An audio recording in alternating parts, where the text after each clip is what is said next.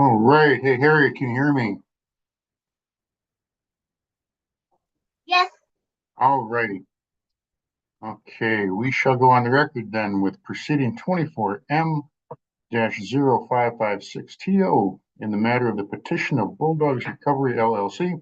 to reverse an initial towing permit denial pursuant to 40-10.1-401 subsection 2 subsection B CRS and Rule 6504D.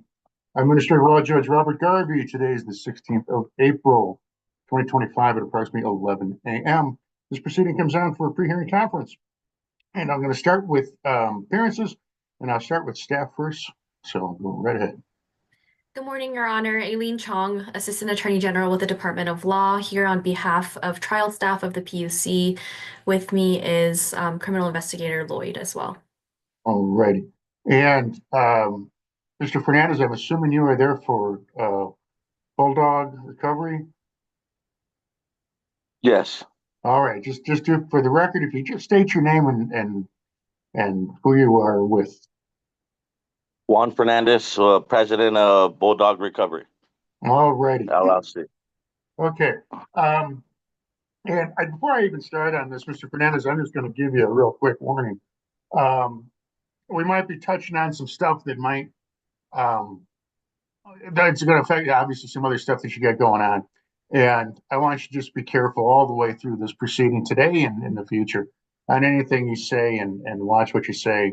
You don't, if you feel uncomfortable saying anything about the other proceeding, don't. I don't want you to say anything that can be used against you in those proceedings. Do you understand that? Yes. Okay. So as far as I can tell, that other proceeding is set for trial in May 15th, if I'm correct. Is that right? Ms. Chong, do you have that? Yes, that's correct. Okay. And so obviously it probably makes more sense to schedule this after that date. Because Mr. Fernandez, I'm guessing you're kind of going to be busy and we don't know what happens after that, and that could affect this case as well. So I don't want to hold this hearing and then have that proceeding go forward and basically undo what we did here, or at least bring it back into question. Does that make sense to you, Mr. Fernandez? To an extent, yes. Okay, well, tell me if it doesn't. Tell me why you think it doesn't. So it makes sense, but there's things that are happening with the case I'm trying to resolve or get something sooner. So that May 14th, 15th may be happening actually next week. I was actually hoping to see how this was going to take place so I can see how to proceed with the other case also. Well, like I say, no matter what happens, I think you're really the most important. This case, while being important, I got to think is a little not quite as important as that one might be. I just gotta say, I think things might have. I just for your information, Mr. Fernandez, I'm a former DA. I also am a judge in the Aurora Municipal Court, so I'm pretty familiar with criminal matters as they happen, and I know how things fall apart and how they can't fall apart, and so forth. And so that's why I kind of watch out for those things. But just for the safety sake of making sure, first, I think you ought to concentrate on that one, and I just don't want anything to. I guess I don't want to hold this hearing everyone's time, and then something happens in that case that nullifies this. So I was thinking, and I'm not going to make it too much further. I was thinking, hopefully, let's say June 26th. Is that okay? That's about a month after. That gives you a little time, Mr. Fernandez. That works with me. Okay. All right. So I'm going to schedule this for the 26th of June. These hearings are a little bit different. I haven't done one for a while. And so the reason I wanted to talk to you guys, generally, you're the one who brought this case, Mr. Fernandez. And so you're the one who's going to have to show that it was an error, or that I believe that the allegation is it was not in the public interest to issue it. So you're going to have the burden in this one to show that.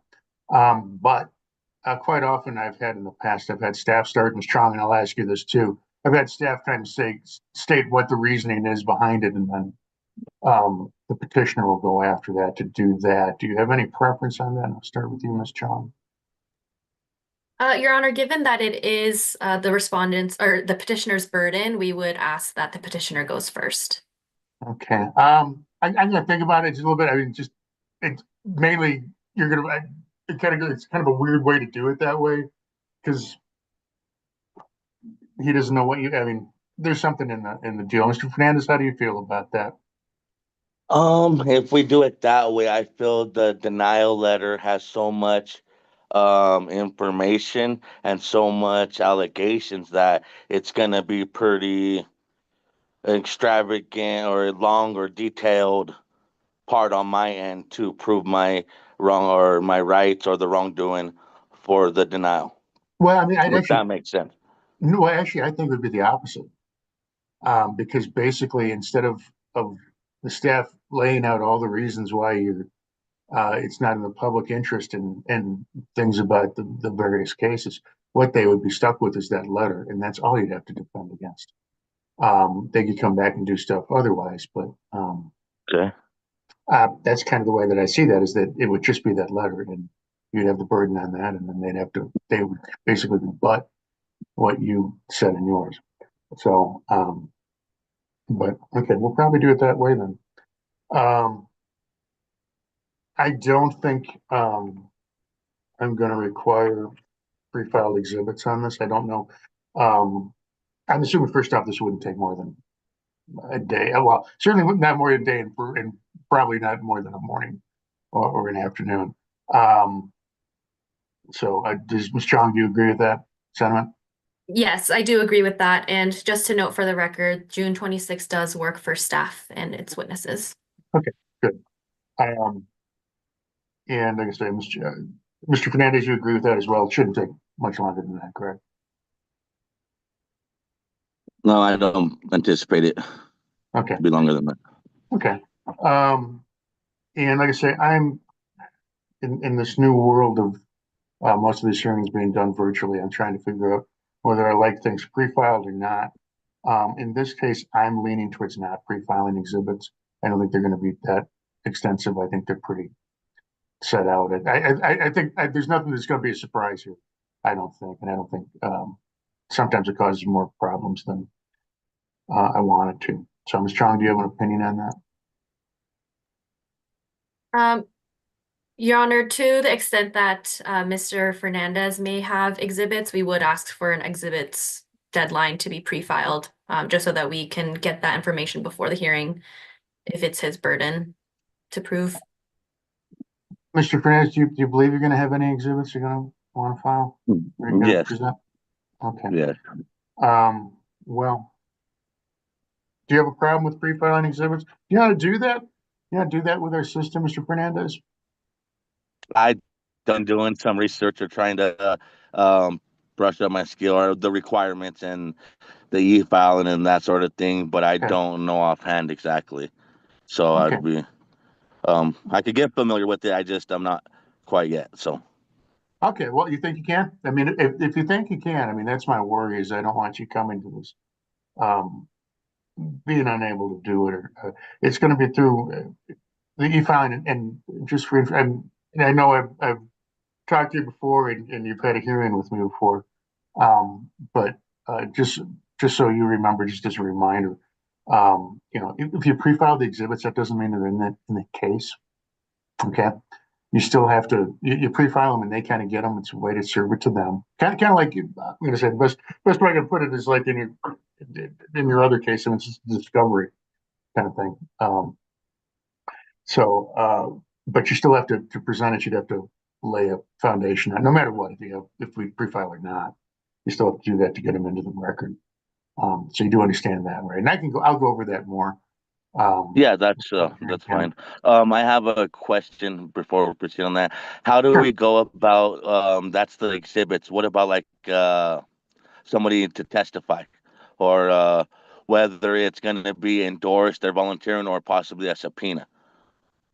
Well, you have the right to try and get a subpoena, and you look through the commission's records to do that, if you want to. Again, I can't tell you how to do your case. I can tell you, we have our rules and you can look through our rules. I'm assuming, and certainly it sounds like you're going to represent yourself in this case, correct? That's my intent. Okay.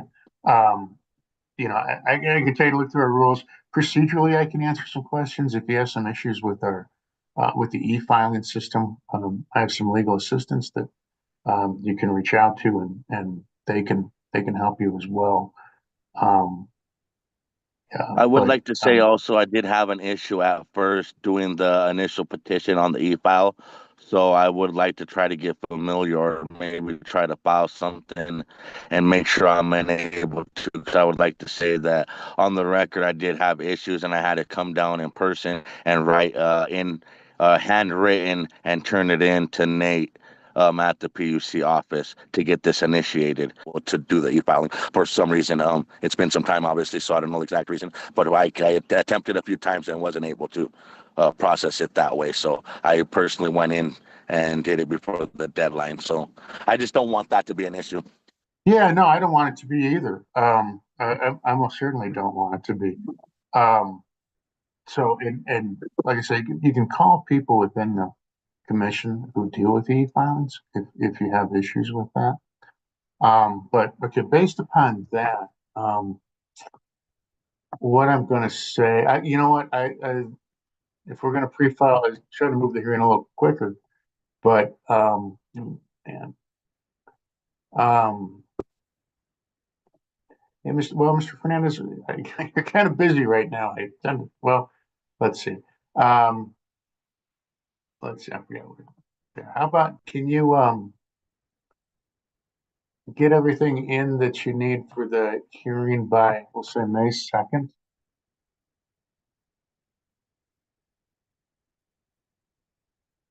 Mr. Fernandez? Yeah, 1 second. Sorry, I was checking. No problem. A question on that. So let's say I wasn't able to complete it all or initiated by that date. What is the next procedural, or can you mention anything? What would the next process or step be? Well, if you can't do it by that date, you can tell me that right now and I can give you a new date. If we set to a date and you're not able to do it by that date, you could just file a piece of paper and ask for an extension. That extension might result in moving the hearing back, but Could so we do maybe give me another week or so on that? Maybe let's say somewhere around the 9th, 10th. the Just ninth, in, I'll make it the ninth. That's no problem. Make it the ninth. Like I say, if you have troubles with the e-filings, contact people within the commission to do that and make sure you get that in. So what you're going to do by May 9th then is you're going to file a list of your witnesses. And I'm going to issue out an order that's going to have a little more detail exactly what should be on there. And then also any exhibits you plan on presenting during the hearing. Okay. Make sense? yes. Okay. Mr. Chung, let's see what we can do with you. How about the 30th of May? What do you say? That works for staff. Okay, that gives plenty of time in there. And again, Mr. Fernandez, like I said, if May 9th, if there's, honestly, I think you're a little busy right now. You got a lot of things going on. If that time frame does not work for you on May 9th, like I said, just get the one thing, figure out how e-filings works, and then just file something to move that date. And I have a hard time thinking I wouldn't grant it based upon what I know is going on. So, but then we'll have a hearing on the 26th. It'll be remote like this again, like we did the last time. Mr. Fernandez, I'll give you a quick, if you're handling this yourself, again, you're going to be responsible for everything. Knowing the law, knowing what you're going to do, you're going to start out. So you're going to be addressing why either the denial is wrong or why it should be overturned. And present witnesses, present your exhibits. Your exhibits are going to have a foundation and be brought in. Just because they're pre-filed, they're not automatically in. You can testify if you want to testify. You can just tell me what you want to tell me. You don't have to ask yourself questions. All of your witnesses, and especially you as well, will be subject to cross-examination. Okay. When you're done presenting your case, then staff will present their case, and potentially there could be a rebuttal case. We'll see if that's necessary at that time, and then I will not issue a decision at the end of the hearing. I'll issue a written decision like I did in the last case. After probably at least about 30 days after that or so. Does that all make sense, Mr. Fernandez? Ask me any questions. Okay. You should be somewhat familiar with this process. So, all right, Ms. Chong, is there anything more from staff? Nothing more from staff, thank you. Not forgetting, I'm not sure. I think I hit everything. Mr. Fernandez, any further questions? Anything I can clarify or make easier for you to understand? I was trying to just process my notes and see real quick and see what I had. I've been trying to do my research and just been on top of this case as much as I can. So I'm hoping that deadline works. On their deadline on May 30th, that's when I get to see what they have against me or why they issued the denial. Correct. Well, the one thing I will mention too is certainly whatever happens in your other case may have an effect on this one as well. Like I said, that's why I want to wait until after. And if something happens in that case that makes it unable for you to be present for this case, if you got time, let me know. Okay. All righty, we'll do. Um, but I think that is about it. Mr. Fernandez, you look through your notes. Anything else you find? No, I think that was it for now. That was. All right. Okay. Well, thank you very much. Like I say, I'll try and issue out a decision sometime. It's Wednesday. Might be end of this week, first of next week. It'll get out. Mr. Fernandez will have more information exactly on what you need to pre-file and what should be included. But if there is nothing further, we'll be in adjournment. And I thank you very much. Thank you, Your Thank Honor. you.